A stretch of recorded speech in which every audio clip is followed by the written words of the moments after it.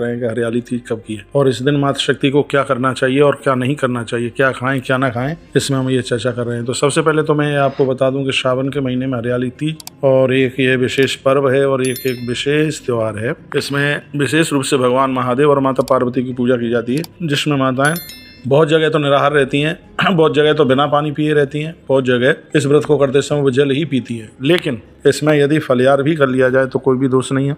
हरियाली तीज को हरी कोई सब्जी ना खाएं, हरा कोई फल ना खाएं, खाने में हरी सब्जी ना हो, कोई भी हरा फल ना हो, इसका आप परहेज करें। रात्रि को चंद्रमा को अर्घ देने के बाद में ही आप प्रसाद खाएं, प्रसाद लें।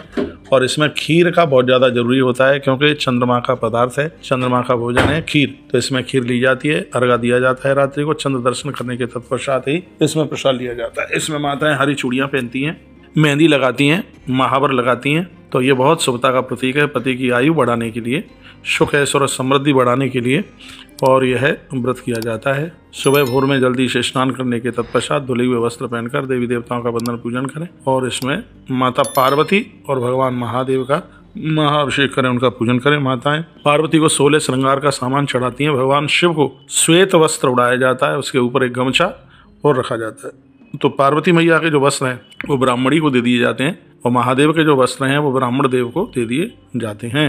ये माताओं के लिए बड़ा अद्भुत व्रत है। अब के बार यह है हरियाली तीज पड़ कब रही है, तो मैं आपको बोल दूं कि 6 तारीख की शाम को 7 बज के कुछ मिनट पर इसका आगमन हो रहा है, जो कि 7 तारीख की रात्रि को 10 बज के कुछ मिनट तक हरियाली तीज रहने वाली है। इसलिए उदिता तिथि के हिसाब से भी हरियाली तीज 7 तारीख को है।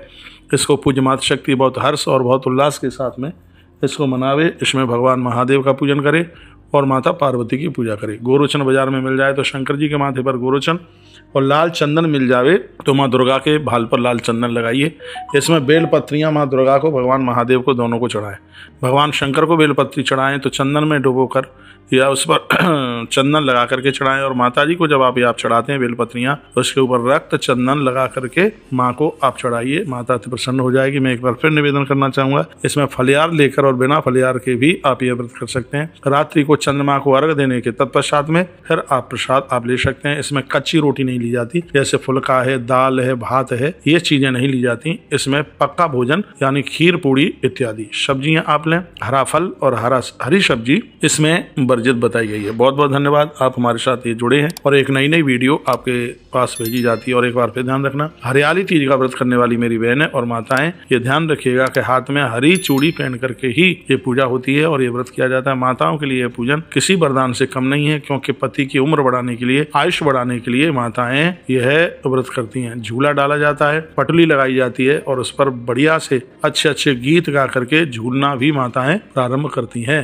इसलिए कहीं कहीं इसको कजरी तीज के नाम से भी इसको जाना जाता है, कहीं कहीं इसको कजरी तीज के भी नाम से जाना जाता है। जैसे जहाँ पर जो प्रदेश है उस हिसाब से इसको माना जाता है। हरियाली तीज हम सनातनी हिंदू लोगों का एक प्रमुख त्योहार है, जिसमें माता शक्ति इसको बड़े उत्साह और बड़े जोश के साथ में, बड़े हर्ष और उल्लास के साथ में इस त्योहार को वो मनाती हैं। और यह त्योहार सावन के शुक्ल पक्ष की तीज को मनाया जाता है। तो यह समृद्धि के लिए, सौभाग्य के लिए, यह किसी वरदान से अपने आप में बिल्कुल भी कम नहीं है। तो विवाहित माताओं के लिए तो ये समझ लो, पति की दीर्घायु के लिए, उसके कल्याण के लिए ये बड़ा कठोर उपवास रखा जाता है। सुबह से शाम तक पूरे दिन माताएं बहुत जगह तो भोजन और पानी दोनों का परिचय रखती हैं, बहुत जगह जल पीती हैं और बहुत जगह इसमें वो सिर्फ फलियार लेकर के इस व्रत को करती हैं। शंकर और पार्वती की इसमें विशेष रूप से यह पूजा होती है। इस दिन माता शक्ति 16 श्रृंगार करती है और सिंदूर लगाती है, मेहंदी जरूर लगाई जाती है, बिछुआ और पायल का जरूर ध्यान रखें। इन दोनों के बिना तो यह व्रत पूरा होगा ही नहीं, ये समझ लीजिएगा। बिछुआ और पायल दोनों पहनी जाती हैं, महावर लगाया जाता है। इसमें मेहंदी हाथों में लगाई जाती है। नवविवाहिता माता जिनकी नई शादी हुई है वो अपने माता पिता के घर जाती हैं तीज को और अपने परिवार के सदस्यों के साथ इस त्यौहार को मनाती हैं। पहले भी जाती हैं तो वह अपने पियर में इस त्यौहार को मनाती हैं। उन्हें अपने माता पिता से बहुत से उपहार मिलते हैं, कपड़े मिलते हैं, दक्षिणा मिलती है और यह व्रत माता शक्ति के लिए एक बहुत बड़ा वरदान है। इसमें विशेष रूप से मैया की पूजा और भगवान महादेव का रुद्रा अभिषेक ये इसमें होता है। तो एक बात मैं विशेष ध्यान से आपको दिलाना चाहूँगा, इसको कभी भी मत भूलिए। ये तीज का, हरियाली तीज का एक ऐसा व्रत है जो तुम्हारी शादी की, जो गठबंधन की जो चुनरी होती है, इस पूजा में उसको विशेष रूप से प्रयोग में लिया जाता है। इसलिए शादी की चुनरी की बड़ी महिमा है और यह पूजा तब ही पूरी होती है जब शादी वाली चुनरी उसको ओढ़ करके ही इस पूजा को किया जाता है, तभी ये पूजा बहुत ज़्यादा फलीभूत होती है। जहाँ पर आप पूजा कर रहे हैं उस स्थान की साफ सुथराई करके एक अच्छी जगह तो गौ माता के गोबर से उसको लीपिएगा। उसके तत्पश्चात एक पट्टा बिछाइए और उस पट्टे के ऊपर ही पार्वती और भगवान महादेव को इसमें बिठाया जाता है। उस पट्टे के ऊपर भी हरा कपड़ा ही बिछाया जाता है। भोग प्रसाद में सात्विक भोजन लहसुन प्याज तक का इसमें प्रयोग किया जाता है और इसमें पूजा करते समय घी का दिया जलाएं, पानी का लोटा बाएं हाथ पर रखें और घी का दिया जलता हुआ दाहिने हाथ पर रखें। माता को सिंदूर जरूर चढ़ाएं और भगवान को चंदन जरूर लगाएं। तो हरियाली तीज बड़ी यह अद्भुत है, भोग और मोक्ष देने वाली है। पंचामृत से नहलाया जाता है इसमें भगवान को और माता जी को।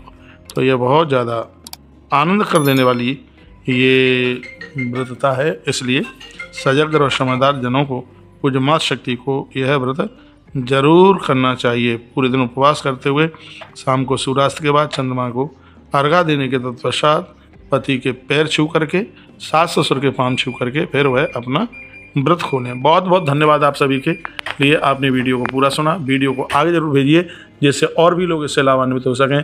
जय श्री कृष्णा, जय श्री राम, जय गौ माता, जय राधे श्याम। एक बार फिर कहूँगा यह हरियाली तीज 7 तारीख को है, उदिता के हिसाब से भी 7 तारीख को है। ऐसे हमारे साथ जुड़े रहिए और नई नई अपडेट प्राप्त करते रहिएगा। राधे राधे।